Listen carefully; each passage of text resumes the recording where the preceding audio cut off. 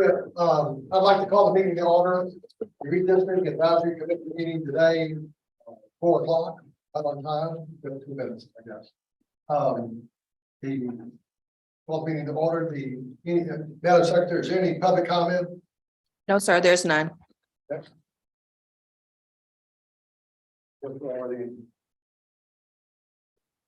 Into the introduction. All right, good afternoon. I want to welcome everybody here to our redistricting committee. When you speak, I'm going to ask that you turn your microphone on so the green light is on so that the recording will get it so that we have a record for this. I'd like to start off by introducing our consultants, Bob Heath and Sherry McCall. I'll let them tell all the wonderful stories about themselves because they're very, very intelligent people and they're very experienced with this. So Bob, if you would like to say a few words. Thank you very much, Meredith. It's been a real pleasure to work with Sugar Land, and we have done that. I'm not sure how long. I think at least through 3 decennial redistrictings, maybe more. Hard to remember all the time. We do about 100 jurisdictions every new decennial redistricting, and do those all over the state. As I say, Sugar Land's a very special place. We're happy to have the opportunity to do that. And Sherry, by the way, Sherry McCall is really outstanding. The GIS person. You'll see what she can do as we go along here in manipulating the maps, getting the data for you, and she's just the best of this. So what we had planned to start out with is what we call an initial assessment. Wait 1 second. We're going to Introduce everyone, but we don't know each other yet. So we're going to introduce each other and then we'll come back to you. Okay. Is that okay? Yes, sir. Okay. Thank you, Mr. Chairman. My name is Himesh Gandhi. I live here in Sugar Land. I've served on the prior city council for a number of years, along with my colleague Bridget Young. Happy to be here. And I think I worked with you on the past redistricting committee when we did this the last time. So look forward to hearing what you guys can do now. So. Good afternoon. My name is Sue Chang. I've been living in Sugar Land since 1978. Still in my same house. Love it. Retired teacher. And I think I've done redistricting with city of Sugar Land in the county before. I'm happy to be here and working with y'all. You're the head. Mary Von Tungland, not as long as Sue, but also a long time Sugar Land resident, I think since 1983, maybe. Also served on city council quite a number of years ago. Been through redistricting at least once, I think. So happy to be here. Thank you all for serving. My name is Bridget Young. I have not been here as long as those two. I moved into Sugar Land in 1987. I've served on city council fortunately with Himesh, who was wonderful to serve with. And this is my 3rd redistricting. So I have a little bit of knowledge, not a whole lot. I was thinking you looked familiar. Yes, you were here last. She's just going to take care of it for us then, right? Yeah. I'm Harvey Zinn. I guess I'm the long-term resident. I've lived there since 1976. Whoa. So I've been here 47 years. I have never been on the city council, but I have fought many good battles in the council on both sides. So I'm glad to be on this side this time. I think it will be a very interesting part. I've never been part of redistricting either. So Jim? I'm Jim Leverman, resident of Sugar Land for 30 years, also a native Texan from South Texas. Looking forward to serving. This is my first time to serve on the committee. Thank you. My name is Chris Barnett. I'm your fresh eyes. We've only been in Sugar Land for 18 months. We're at the other end of the spectrum. Good to have you. Thank you. I'm a pharmacist by trade and by training, and have a long history in my family of political involvement and city council involvement. And so I come by it fairly, I think, and looking forward to learning from all of you and contributing. Thanks for the opportunity. Thank you. My name is Sohail Momin, been Sugar Land resident since 2001. So involved in community engagement from the Smiley community in various aspects with Sugar Land. So first time redistricting, so it will be interesting. Should be. My name's Bob Barber, Fort Bend County since 1974, Sugar Land since 1980. Just turned out of the Sugar Land Leaders Group, the cohort, and had a really good experience with that. And so I'm developing my involvement with the city. Thank you. Thank you for serving. And now you can give your pitch. Okay. What we typically do to begin a process is we do an initial assessment, and that has been provided to you. I think it was sent electronically, and also you have it in printed form. And of course, it's pretty long and involved and talks about what the law of redistricting is and so forth. But we also try to do a short PowerPoint, sort of summarizes the main points, and sometimes that's a little easier than going through the 40 or so pages in the document. So I have the right.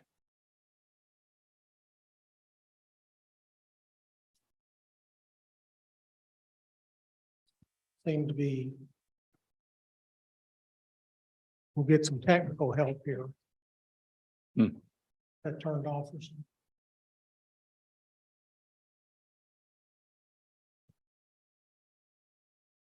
Okay, so working out.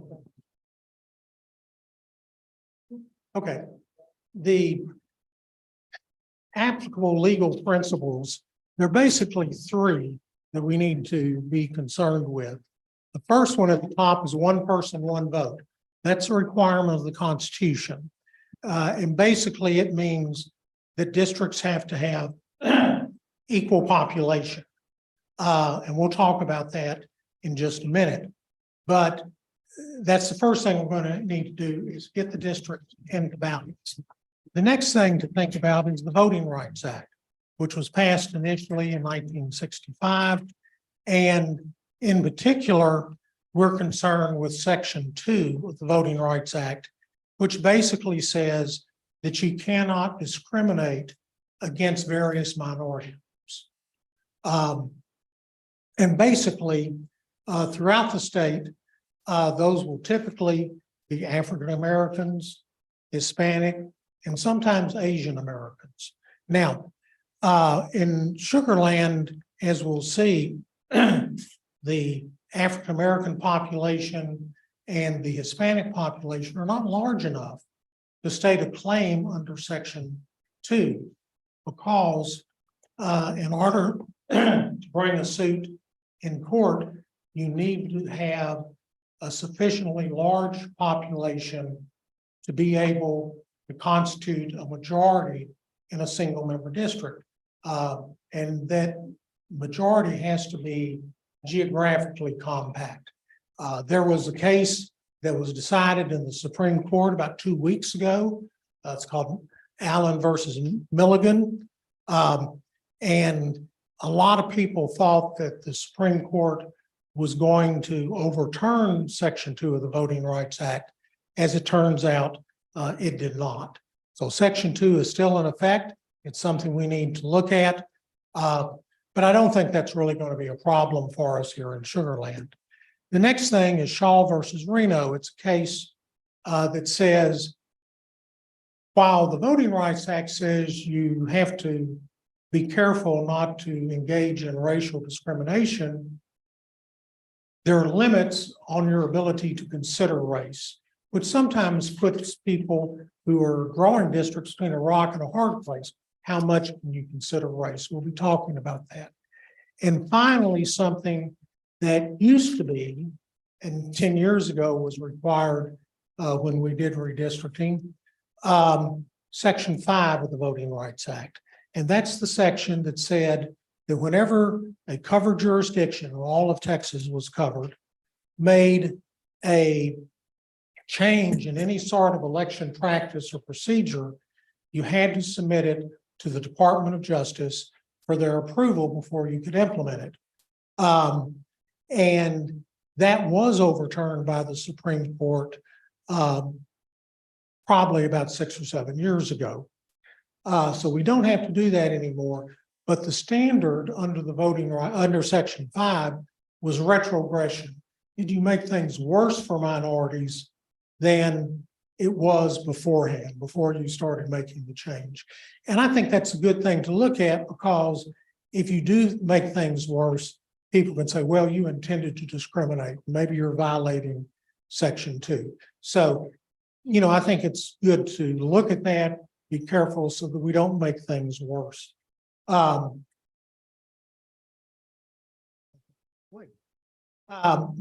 one person, one vote. We need approximately equal population, and specifically for a city council district, state legislative district, most any kind of district other than a congressional district. The rule of thumb is the total deviation needs to be less than 10%. And to do that, figure that you compare the largest district to the smallest district. Compare each of those to the ideally sized district. And you add both of those departures together. And that amount is the total deviation. And here's how that works. And in this example, we're assuming there are 4 districts in the jurisdiction with 40,000 people. And that's really convenient because it makes it really easy to do our division, where every district ideally would have 10,000 people. If we look at District A, it has 11,000, 1,000 too many. Well, 1,000 is 10% over the ideal size of 10%. District B, 750 over, or 7.5%.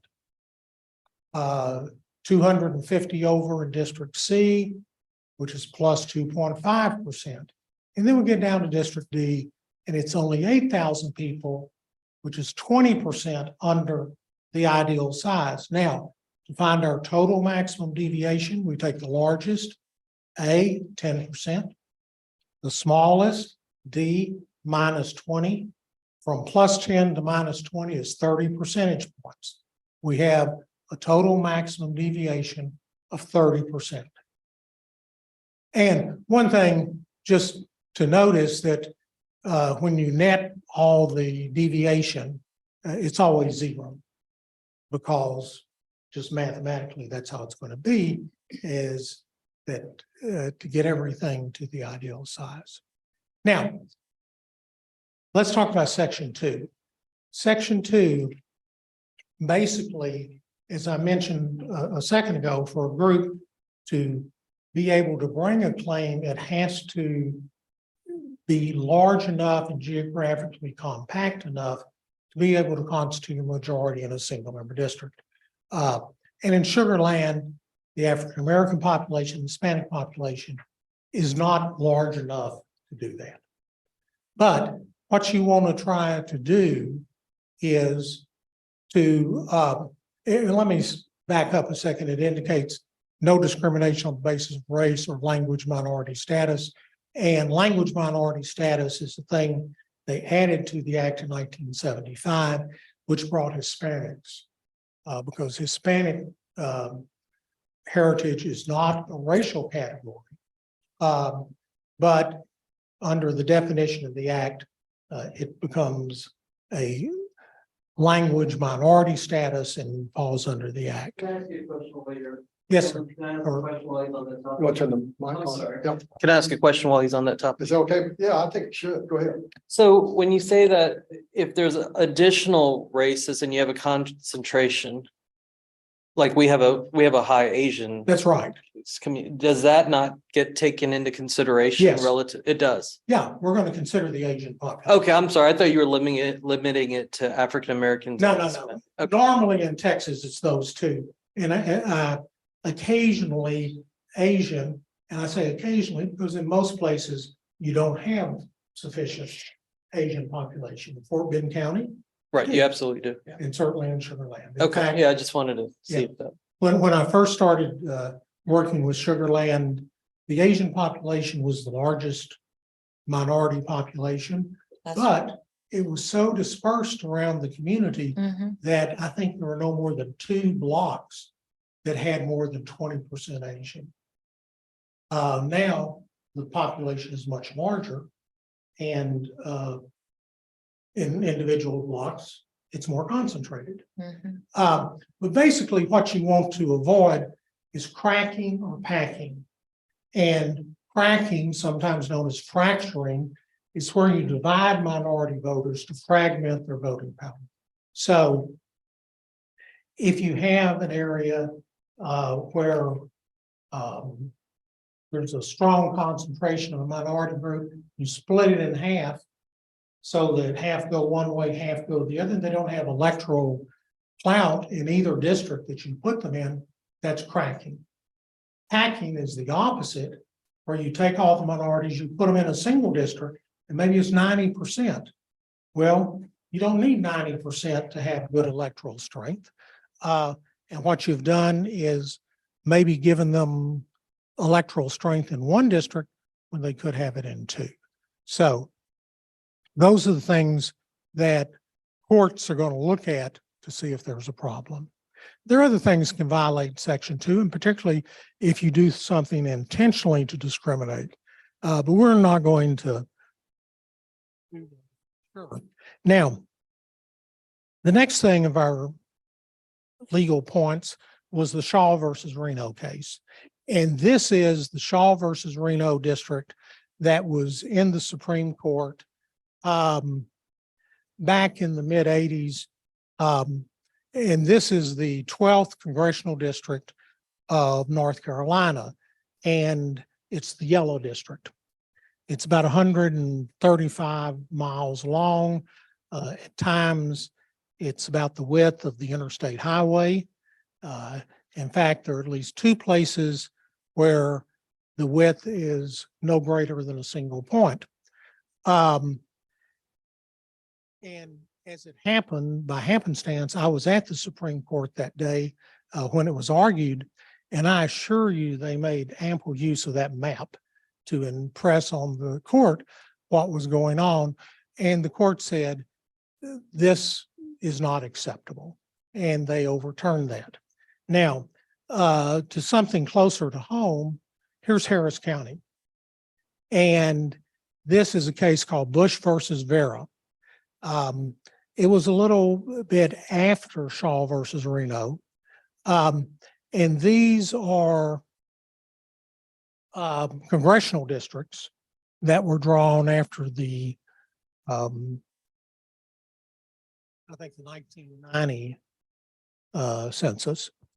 And the top one is the one that the legislature did. The red district was designed to be a Hispanic district. And as you can see, it is really convoluted. I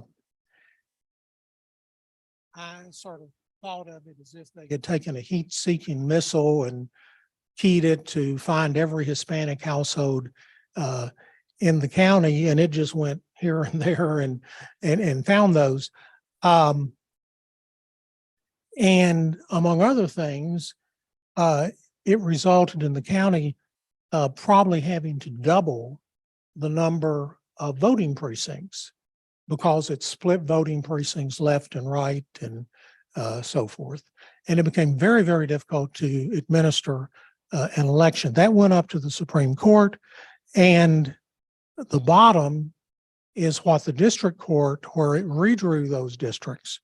And the red still was a reasonably strong Hispanic district. The light green was a predominantly African-American district. But it got away from that really strange configuration. And interestingly, the Hispanic percentages were not that much different. As it turns out, by the way, the election in the first one did not elect a Hispanic congressman. It elected Gene Green, who later became the choice of the Hispanic community and served for 20 or more years. But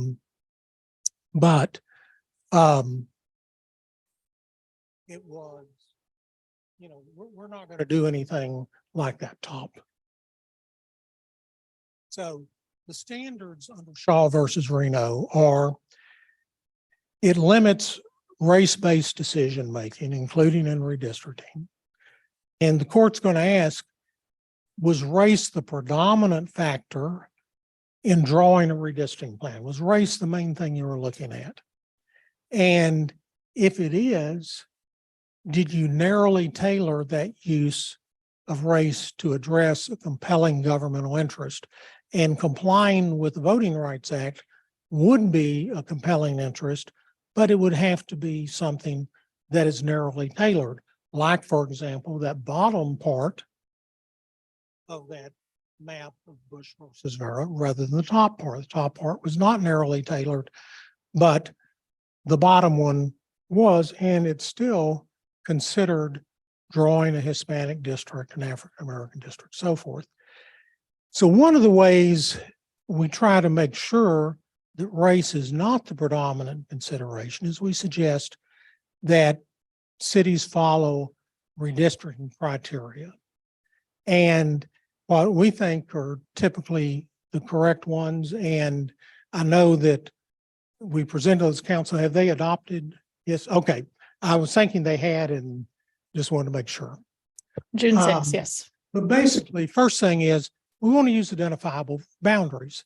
We want to have something that people can know where the boundary is. Generally, that's going to be a street. It may be a creek or some feature like that.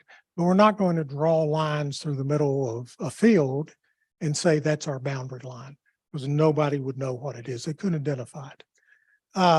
We want to maintain communities of interest in neighborhoods. And actually in Sugar Land, that may be a little easier than a lot of places because you have really good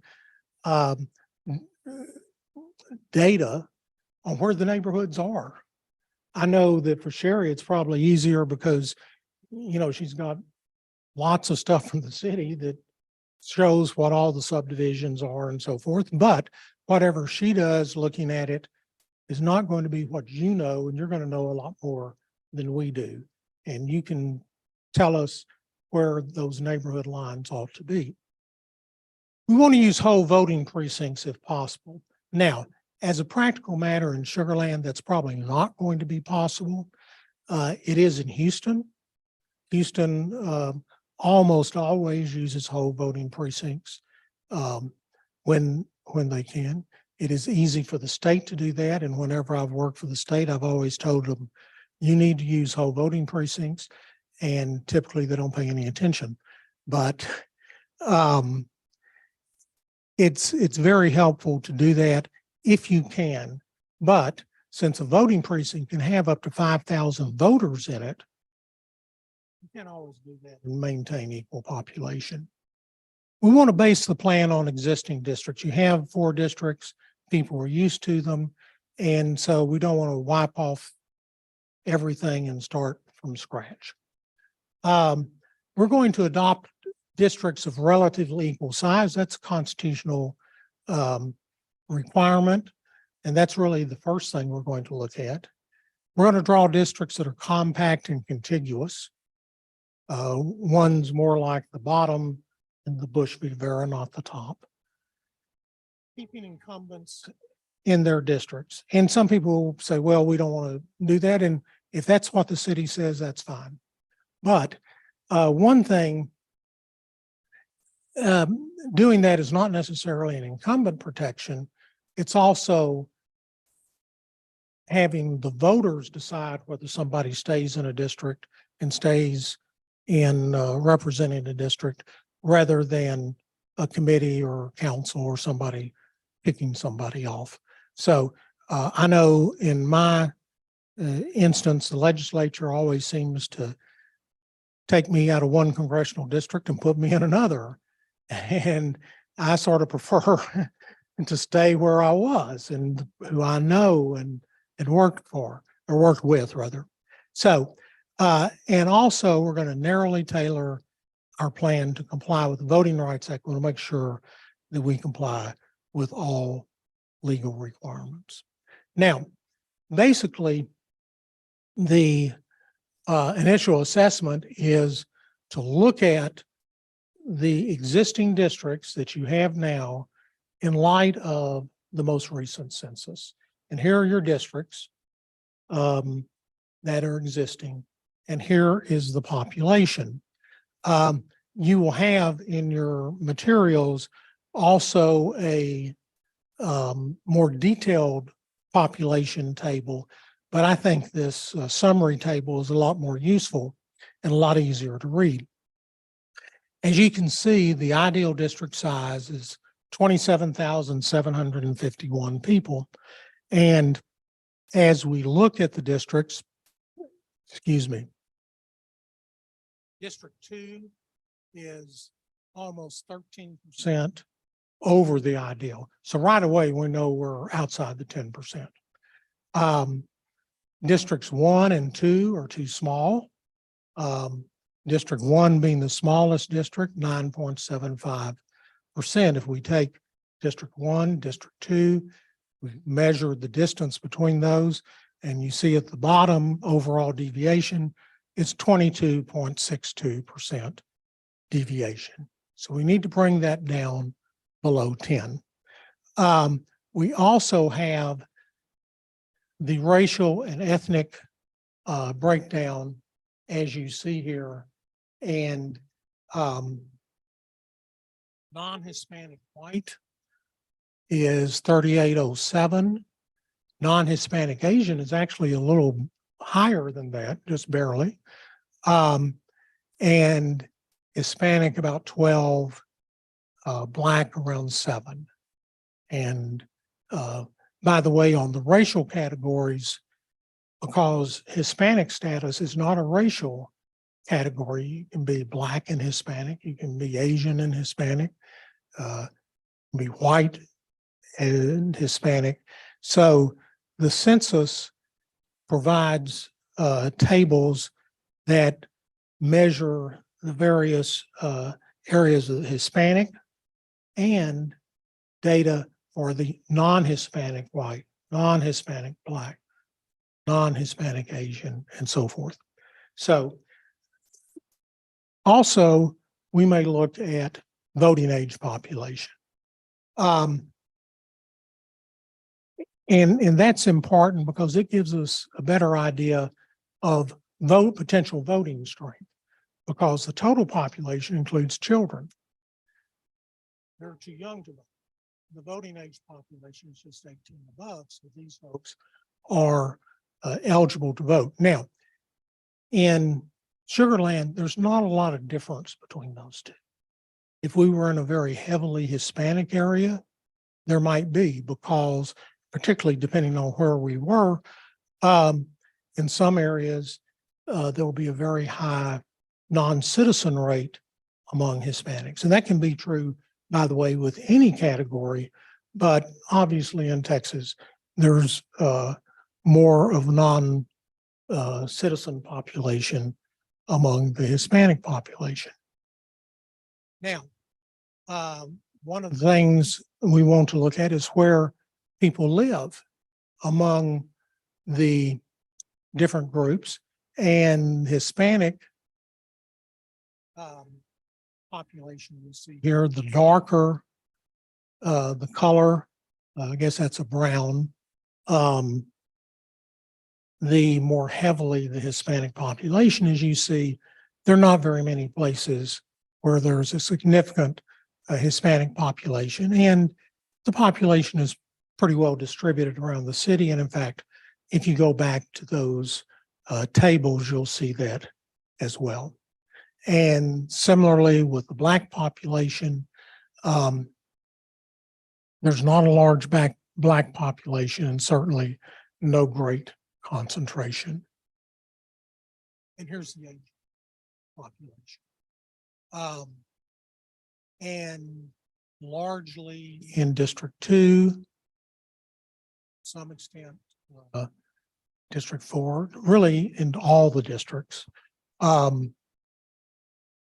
the darker the color, I guess that's a blue, the more heavy percentage of the group in that district. one thing that can be misleading. If you have a very big area, for example, right here, exactly what this is, but a lot of times you'll have a large area and maybe it has a park in it or a golf course or something where they're not houses. But if they're 2 or 3 houses and all of them have Hispanic, or in this case, Asian families, it'll show up as 100%. But it's 100% of a small number. Whereas areas where there are small blocks and they're sort of hard to see, but there are lots of small blocks in here, are going to be more heavily populated. So that's basically the presentation on the law. If you have any questions, I'm happy to answer it. And if not, the next thing we'll proceed to do is to show you what you can do with changing the districts. And we'll have Sherry put up a plan. And what we have done and what I would suggest, we often suggest as a starting point, is we have put together a plan that brings the existing districts into balance. We don't expect that's the plan they're going to adopt. But I think it saves time to get everything into balance and then start from there, rather than you're having to spend your time figuring out how to get it in balance. And in this case, there are not a lot of different ways to do that, because we know we've got one district that's really too big and 2 districts that are really too small. Big districts got to give population to those and so forth. So Do we have any questions for Bob, or do we want Sherry to come in and give us any the questions? plans? Yes. Yes, ma'am. I found the materials very helpful. I read them ahead of time and really appreciate that that was available. So thank you. When you talk about the voting age population numbers, that's strictly talking about age as related to voting eligibility, right? Not That's right. Just other factors that influence voting eligibility. yeah, if we can look at other things, and actually we probably will, and we haven't put them in here, and there's a lot of data that we haven't put in, but citizen voting age population. So the population 18 and above, they're citizens of the United States. And it's that's not as good a number. The reason is that voting age population is a question on the census. Mhm. Citizenship is not a question on the census. It's a question on the American Community Survey, which I guess 20 years ago, it was a question on what was called the long form of the census, where 1/7 roughly of the people of the households got a long form, everybody else got the short form. Short form is what everybody gets now. But the long form asks, what's your occupation? Do you travel? How do you get to work? Questions about income, about housing, and citizenship, among other things. So that comes from the American Community Survey. It's not taken at the same time as the census. It's taken all the time through the decade. And it's a much smaller sample. So all of that has a margin of error, and you break it down to, let's say, Hispanic, whatever, then it's even smaller group. So everything's with a margin of error. But anyway, that's something we can look at. Okay. And this is voting age at the time the census was completed. Everything is April 1, 2020. So the people who were 15 years old at the They're voting time age. are now voting age. That's right. Okay. And the Supreme Court has said, hey, we know that the population is different than it was at the time of the census. But for purposes of the law, we can assume, we can use the census for the entire 10 years. I would think you would then rely on trending and that kind of thing as opposed to Right. these numbers. And it's So anyway, so that's what we suggest doing actually. When we first represented the city of Houston, which was in 1985, I think. They had done a redistricting and had sort of created their own estimates of what the population was redistricted on that. And the Department of Justice didn't know what to do with it. They weren't approving it. And that's when we got hired to help them get it through the Department of Justice. But it's not a good idea. Let me just see. And I can talk to you more about that. Okay, one last thing. Will there be an opportunity or would it be helpful for us to learn more about the precinct districts and how those are drawn and created? We can learn about that, but because Fort Bend is open voting. Okay. It doesn't have as much of Yeah. impact on your drawing as it would in other counties that don't do open voting. Okay, So I would put that down on your list. But Yeah, Meredith, that's an excellent point. thanks. Because with both Center County, it's not as important. Yeah. Any other question? Barry, why don't you put up, and what I'm going to suggest, like I say, is putting up what we call Plan A. That's the one we did.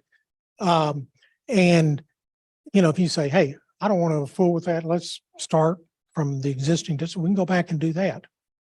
But this is one that actually brings it into balance.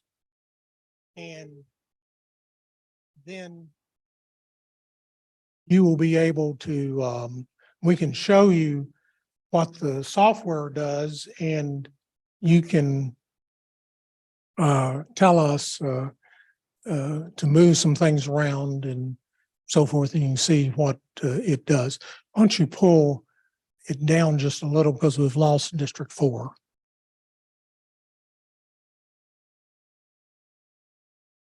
Oh, okay. Plan A. Yeah, we got to put the other plan up. That's the initial assessment.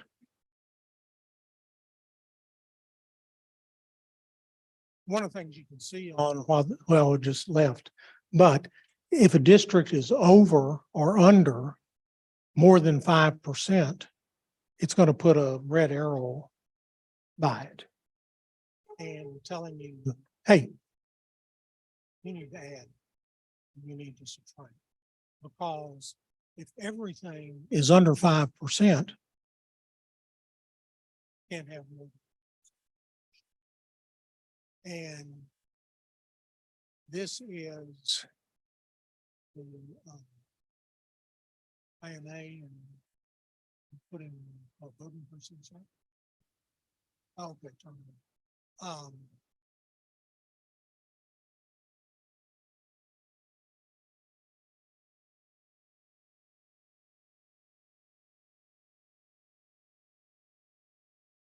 And we'll be able to show all sorts of stuff on here, but I think she's starting with a fairly clean map. Is that the existing district? Yeah, the red line. Districts. Yep. And there are a few places here that are outside the city that are surrounded. So that's what it's on. And we can zoom in or zoom out or satellite views, all sorts of stuff. Leave the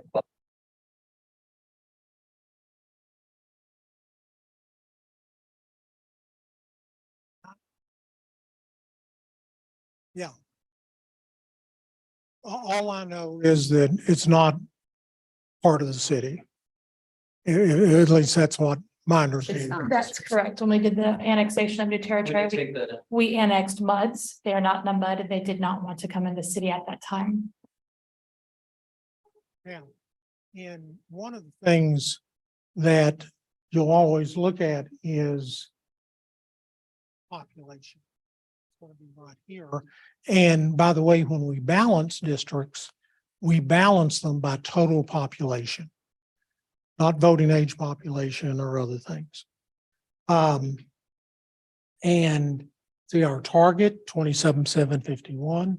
This one's a little under, 965 under, minus 3.48%.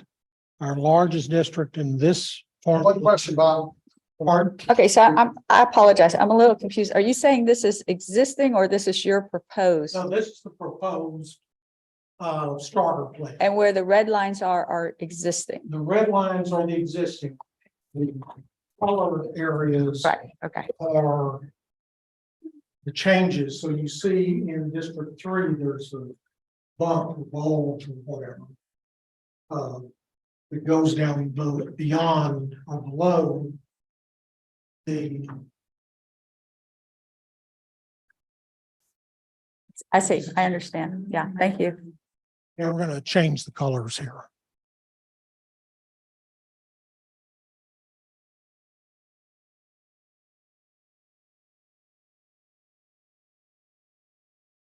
That's something we added. Free. And it had 2,884 people. That yellow. Our total deviation will always show up right here at the top. We have a racial breakdown. And here it is, voting age population, it's sort of.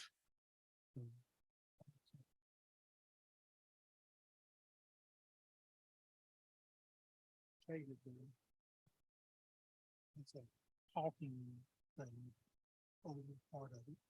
But, so, for example, if you wanted to move this back, it would, we can do that, but it will add what 2,800 or whatever it was back, and it will change every number on here, or at least change 2 districts. It'll change the deviation. So Sherry has tried to keep subdivisions together. Pardon? Yeah. Yeah, she just moved it back, and when she does that, then 3 is 7% under, 4 is 11% over. About Tom, I 12. got a question. Yes, sir. Mr. Chairman, can we maybe start with one district, focus on that district, see how it is now Sure. and how it changes. And then go to District 2, see how it is now and then how it changed, rather than, it's kind of difficult to see it with the colors barely being. Totally agree with you. I think can you Yeah. do that for us, Bob? Especially because. Yeah, we'll do that. If we can just What go district you wanna each start? district by district with what it is now and Sure. what the suggested changes. Okay, you want to do? Let me give you a better color on District 4. Yeah, we're gonna change the color so it's a little easier. And you will give us, we'll get copies of this, so we can review it at home too, right? Yeah. Okay. We can do that.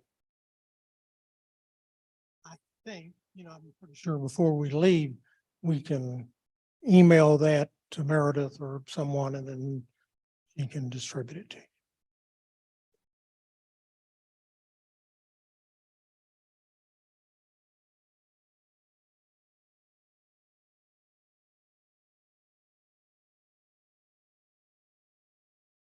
Which one do you want to start with? One. Okay, the first change is right here between districts 3 and 4. I should have to start with one. Oh, with 1, my bad. 1. It's the only change for 1 is it's going to pick up some territory from District 2, and that's in this area right here. Let me zoom in. Quick question, Mr. Chair. Any question? Yes. Is that the area east of University? What is that Let line? me give you some subdivisions. This is Southwest Freeway. This is Highway 6. Oh, Here's the I subdivision. think there's a lot of apartments in that area. No, I think she did. I think that's the road, Colony. First Colony. At the lakes. Yeah, they did. Fix the Colony Meadow. Village of. Yeah, that might be the, Bridget, that might be the ditch. Yeah, I'm thinking. But that's- it's that's Meadow, it. yeah, Meadow Lakes and all Yeah, all there's a that. ditch Yeah. there. I think they're using that as the break. Yeah, there is one. So, Yes, Isn't there a small little subdivision there, Meadow Lakes? There is a small one, and there's also. I think it's some Meadow apartments Lakes. Along Highway 6 there, that would encompass those apartments. That's, when you're leaving Lowe's and you're going down that street, you have that stop sign. Yep, yep. And there's, You're asking about Those surface drainage. It's a drainage. yeah, yeah, there's a. Yeah, it's Meadow Lake subdivision, yeah, okay, thank you. It helps. Where's City Hall?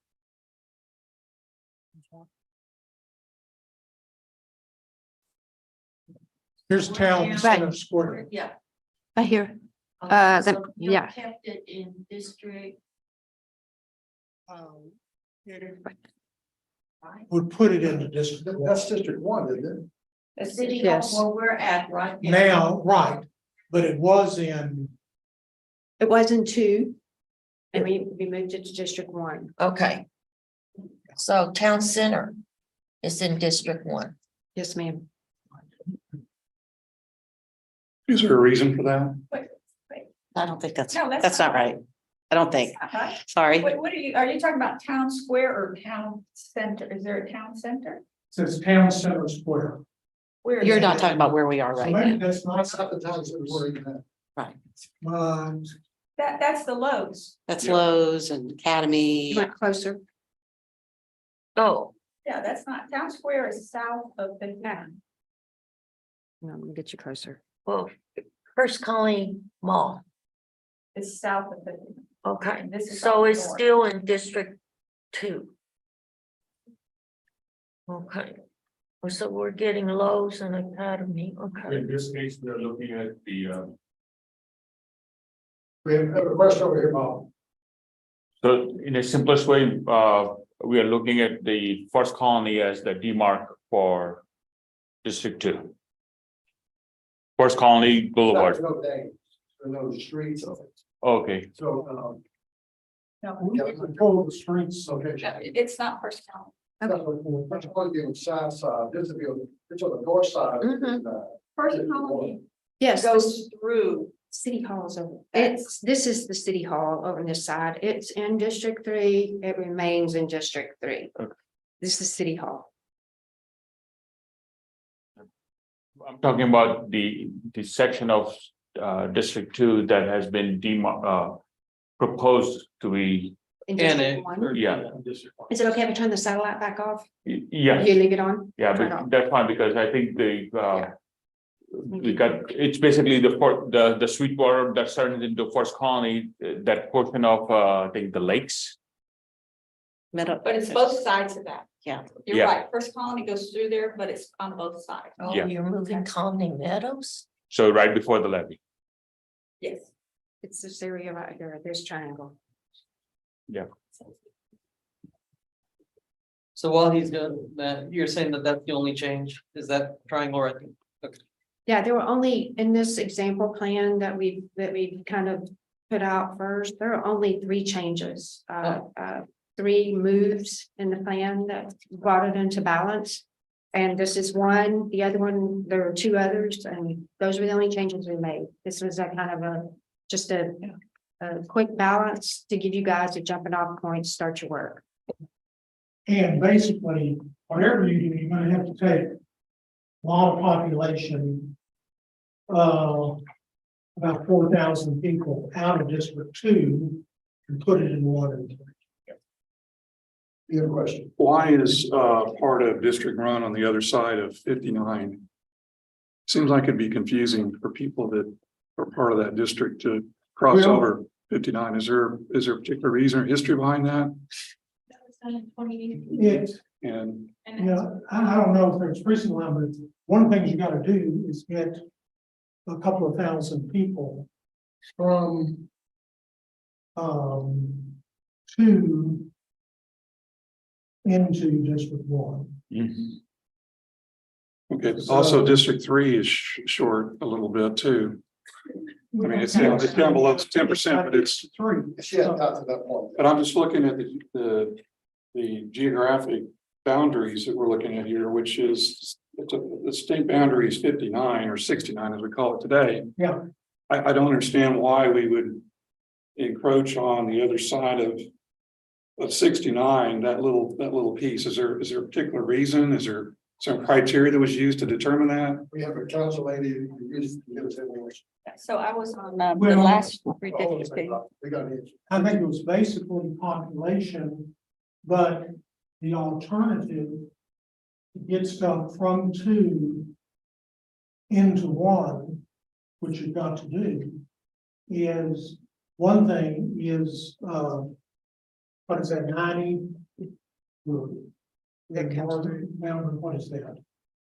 So, and also I might add historically, we had always kept 1. I mean, we tried hard, we were always trying to keep it historically from crossing those major highways. But 1 needs population now, and where we bumped up right against it all those years before. Now we still have to have population, so now we're having to come across, and that's just one choice. There are probably other options. Bridget, you want to give us what happened on council? Yes, so when we had to redistrict, when we took in Telfair and New Territory and Greatwood, that's when we had to change. On 1, we had to go south of 59 and That's right incorporate that area. Prior to that, that was still that way because that was District 2, and District 2 incorporated everything south of Highway 90. But we had, and it was Sugar Creek, and we had to go into that area to make those numbers work. So long story short, that's been that way for quite a while. That's not a new change in this redistricting that they're proposing. Yes. What is the population of that triangle that you're incorporating into? We get that.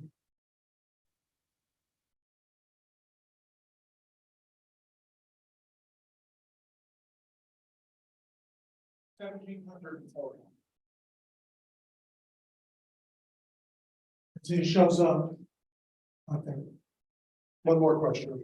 And Yes, sir. just for reference purposes, for my curiosity is the population that we're talking about that goes across on part of Right here, 1, that section here, what's the count there? okay.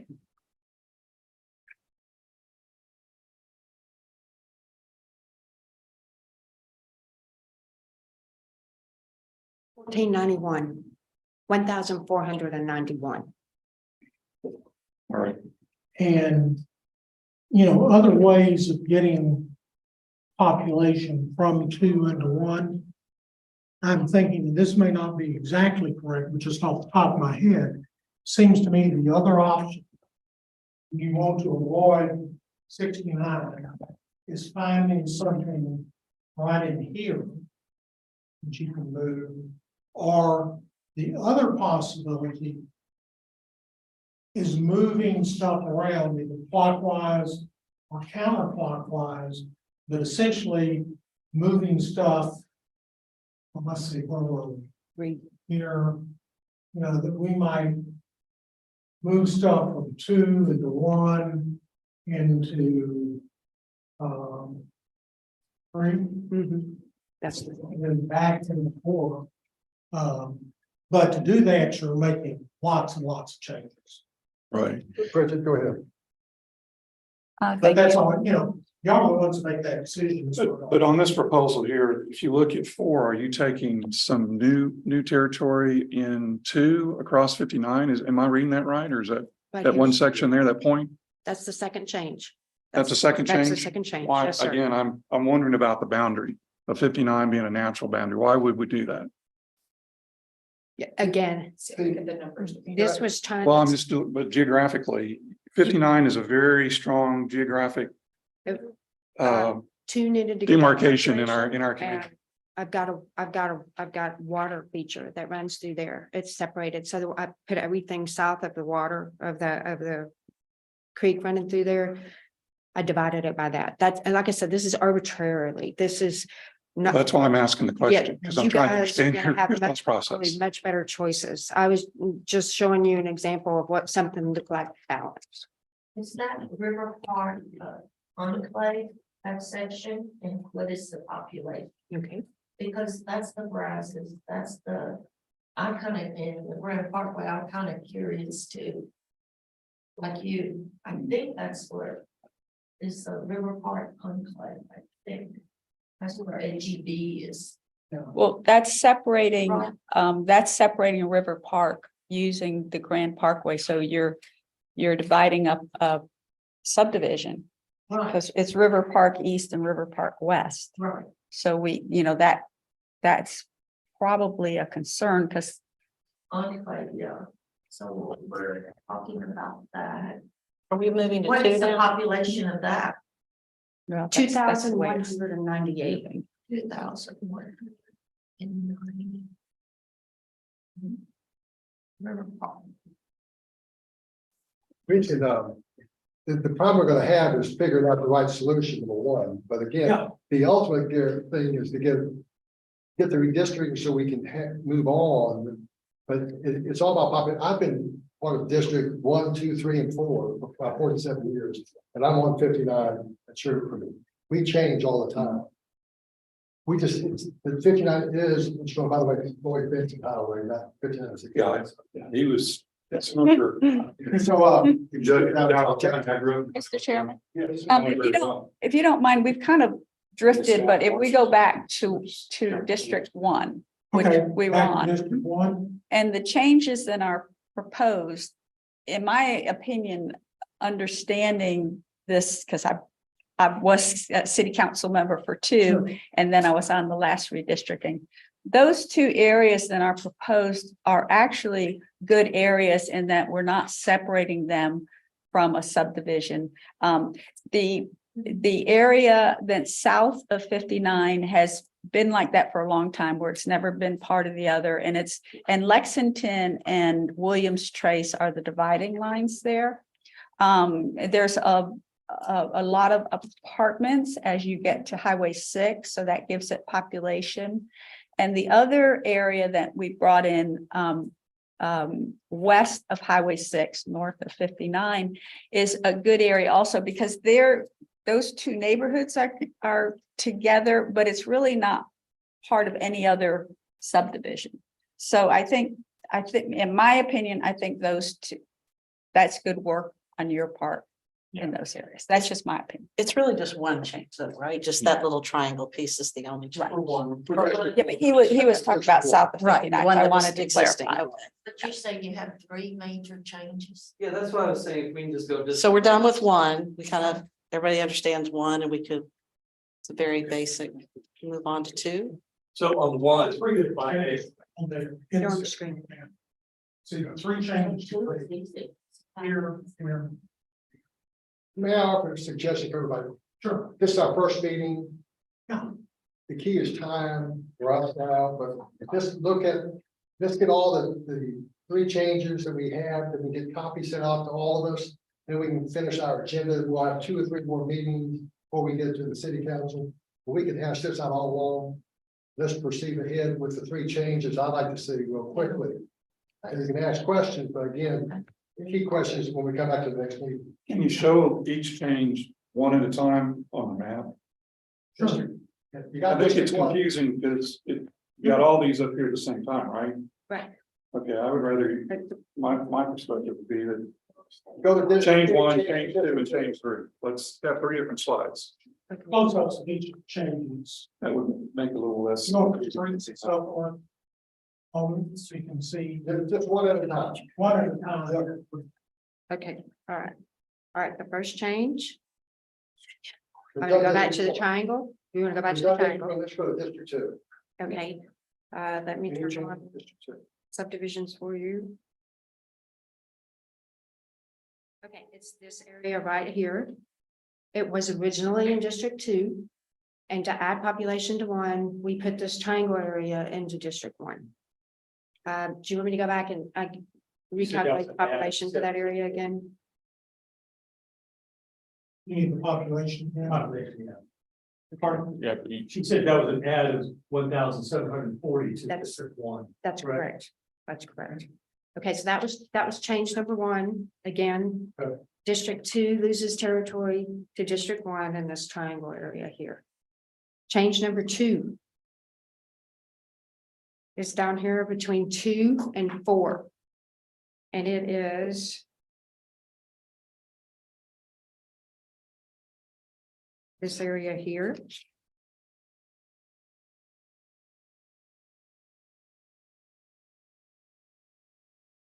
Right here, this area, 2 again, because 2 was heavy, it was way overpopulated, so we needed to move population out of 2. So in this area, we move it to District 4. So it was in 2, and now it's in District 4. It's 2198. 2198. 2198. And then the third change is right here between districts 3 and 4.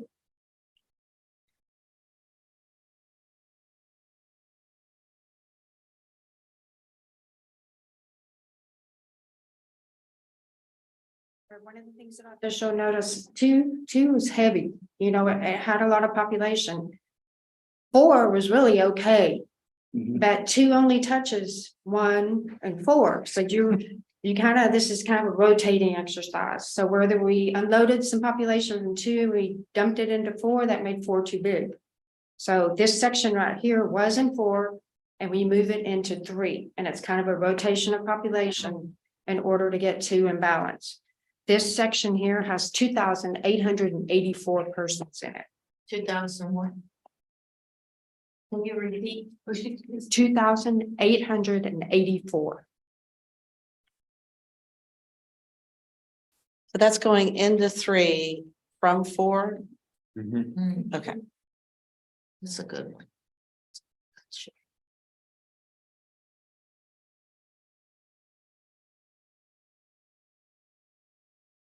And you'll be able to make us pictures of each one of these changes. Yes, sir. Absolutely, whatever you'd like. Mhm. One of the present. Second one being the total changes, and then each one individual change, You bet. okay? Perfect. And we can do more review of that next meeting. Okay. Give us time to look at it. Yeah. Good? Yeah. Anybody else have any questions for me? For Bob or Sherry? Because we need to move on, to get some time scheduled for dates for next meeting. So we can get everything pushed out, because I think we want to take this to the city council in September. You have, the goal would be to file them by August 18th by the resolution. And both you and the citizens have an opportunity, and then there'll be a workshop, I believe it's August 25th. And then public hearing September 4th. You have the month of July and beginning of August. Mr. Chairman, may I ask one more question? Briefly, thank you. These numbers are based on our current populations or population from the 2020 census, but we know that we are anticipating some pretty significant changes in populations with some of the new development that's coming to Sugar Land with high density housing and that kind of thing. And my impression is that, for example, last time around, Telfair was on its way in, and so tried to take into account, right? How big is Telfair going to get? How many people is that going to be? And try to account for that a little bit. How do we do that now, knowing that that's on our horizon? Mr. Chairman, Yeah. excuse me. Hold on, Yeah. sorry. Chris, no, Telfair was already here. We annexed new territory in Greatwood. I'm sorry, I missed. Yeah, so we didn't, bad. no, it's not a problem. I just wanted to clarify. Thanks. And a lot of times, people will say, hey, this area is growing, has grown, or it's going to grow, whatever. So maybe they would make that district a little light, knowing that it's going to get heavier, or thinking it's going to get heavier. Now, but in doing that, you still want to be within the 10% deviation using the 2020 census. So maybe instead of being at 0 deviation for a particular district, you think, oh, it's going to be a little improvement. Maybe you're going to have it as -4%. Something. So we'll grow that. But the other thing is, that's sort of been perfect because we really don't know what's going to happen. We tried to do that in 2018 and we still didn't make it. Right. Based on our permits for- That's exactly why I asked. That's why we have the census. I mean, Yeah. That's what you're gonna use as your basis for. The city Because grows. otherwise you can guess and run all kinds of. Yeah, projections. That's exactly why I asked, because my impression was 2018, we were trying to do a little predicting and didn't necessarily come to fruition, right? Let's pick out some dates for July. Okay, for meeting. Because everybody's gonna have their vacation time, whatever. Yep. When do we need? Is there any set time? We need, I need a quorum of at least 5 of them. Okay. 5 of you. anybody have, what, I'm out. July 14th. I'm how's out, it July? yeah, I'm out from 15 through 22nd. Not the same week as Ms. Young. I'm out the first part of July. About a week. Confused. I'm trying to figure out which. July 4th, I'll be out I'm back on that week. anything after the July. 14th to the 20th would be great for me, because I'll be out on the 21st first. But again, 14th to the 20th. That works. Well, why don't we start, say 15th through the 20th, how many of us are in town during that period?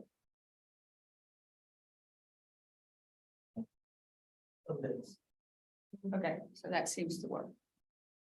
Okay, So- so it's 17th. What day? Was there a reason we didn't look at the 8th through the 14th? We skipped just right to the 15th I think a lot of us were out. that week. Okay. So do we want to say you're coming back to 14th? So the 15th? That's too quick for you, right? It's a Saturday. Okay. The 15th is Saturday. Oh, that's June. Okay. You have To start on the The 17th. 17th or 18th? 18th, I recommend 18th Tuesday. We do the Monday. Yeah. I mean, 17th. that whole week's okay by me. I'm not leaving till the 21st. 17th is good with me. Yeah. 17th? Monday, the 17th. Or, I can make that. let me look at it. Huh? 18th, 17th. 17th. 4 o'clock. Monday, July Keep 7th. notes all. Monday, July 17th, 4 P.M. Okay? I'm good. I'm just ready. I just want to make sure. I'm out, Whoever- yeah. The question, Yeah, yeah. if Correct. someone is out, they can't physically be here, is there an opportunity to join by Zoom?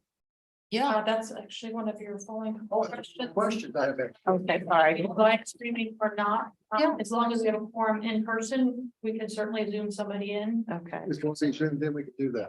As long as we- provides better flexibility for everybody. Yeah, because it's summertime. I mean, Okay. Yeah. You will allow stream.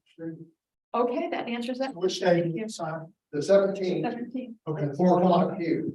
And there will not be an in time for that because we'll not be a city council meeting. That's the time. We'll be rushed. Today is we have a council It's meeting. supposed to be out. We've got to switch the computers over. No problem. Okay. No problem. Okay, then, I love it. you want to do another meeting, set another Yes, meeting? please. I'd like to post it on the internet. Okay. So that the public. can- Let's make it on August, what do we get? I'm I'm gonna be back August 1st. You don't, as long as you have a report, you're okay.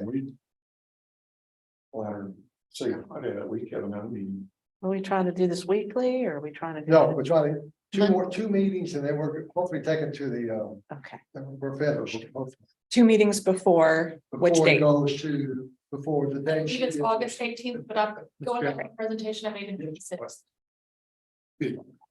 So these guys did a wonderful job. It's like a super easy plan. And numbers look good. What are we gonna do at the next meeting? What is our agenda? We're gonna look, we're gonna approve, hopefully maybe approve the changes they're recommending or come up with changes we'd like to see happen, and see on the screen can happen immediately.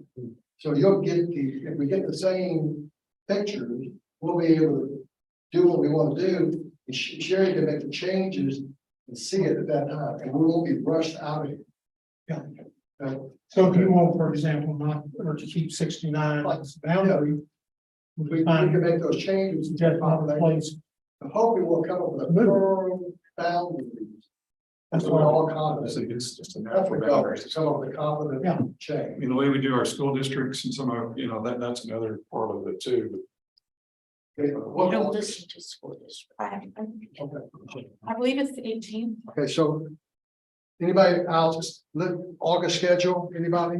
I'm here the first 2 weeks. I believe it's August 15th in the council meeting. Okay, so you want to do August 8th? Anybody? 7th or 8th is a That might council be meeting. cutting it kind of close to the 18th. Yeah. I can do That's the it. 15th. I missed that. First week in August. You want the first week of August? Yeah, just in case we have something. August 2nd. The second of For some reason. Okay, let's go to, can we do August 3rd? Third is great. How's everybody? And August 3rd. August 3rd. August 3rd works for me. August 3rd. 4 o'clock. 17. We have August 3rd, Okay, and 4 p.m. 4 p.m. here. Okay, we're probably gonna move you over to the council chambers if possible, because the recording is better. And if people zoom in, they can see it on a much larger screen. July 17th, August, and August 3rd. Anything else on that? No, sir, thank you. Okay, the key is getting this email out so we can look at it. Yeah. Okay, and then the ultimate goal for the second meeting is to kind of finalize the boundary that we all agree on. We won't be rushed out of here. Then on the August 3rd, vote on it. So I can take it to the council. Yes. One of the things that was really helpful. Sorry. One of the things that was really helpful for me to address your concerns was having a big map also with all the different information. So because sorry, Jim, because Jim has concerns about being south of 59, that might help him a little bit. We can send a map that is 33 by 44. Now, y'all have to print it out. I have the capability. Yeah, and we can print it out. We can expand our ourselves. Yeah, I if it's get on the GIS. computer, you can blow it up to a little Good to bit. have it At the meeting too. I'll get GIS. Yeah. That's Yeah, fine. on the computer, you can get in Zoom on, particularly on that one, that's essentially 3 by 4 feet. We'll have it both ways. Any other questions? Sharon, you understand exactly what they want to see, because it seems to me it's Plan A plus maybe some detail on the 3 changes from the current districts into Plan A. Is that correct? With the map. March 4th, and with all roads labeled, maybe subdivision, so you have that kind of detail that you can actually. Yeah. That'd be awesome. Yeah. You got a question, Jerry? Yes, I do have a question. So as we go with changes in the background, you're going to run various tests on any kind of discriminatory requirements like section 2. You run some tests on those, or what Yeah, do you do? we have looked at that, and basically what happens on Plan A, and I think that's probably going to be about the same on any plan that you adopt. Okay. I The, gotta stop you because we gotta stop this live stream here to go to the city council. So we're gonna get you off the microphone, and say, we're gonna recess this meeting and we can answer the question, but we won't be on the minutes. How's that? okay, Okay. Well, I'd rather have everything on the minutes, but. Okay. I can't do that. So I watched it from using the name live stream to another system, so it's fine, I'm fine on this, they can still do both of them. Okay, so we're not, I can do it. I thought Natalie was coming in here to give me the. Oh, no, I'm not. Okay, I'm sorry, you have a few more minutes then. okay, turn the microphone back. Go ahead. Sorry. Okay, the thing about, you have one of the districts that has about 54% Asian population. So I think that's certainly compliant with section 2. We Okay. did look to see if you could draw a second Asian district. And while you don't have the drop off in citizenship like you do with the Hispanic population, there is some drop off. And so when you looked at citizen voting age population, second district, we could draw one that was just right at 50%. But when you turn to CVAP, which citizen voting age population, which is what the court says you have to look at to see if you can draw 2 districts, that second district dropped down well below. So I think drawing that district that was in Plan A, and like I say, I think it's going to be pretty much the same in whatever you do to change that. It will be in compliance. Okay, all right. Thank you. Any But you'll other let us know questions? otherwise.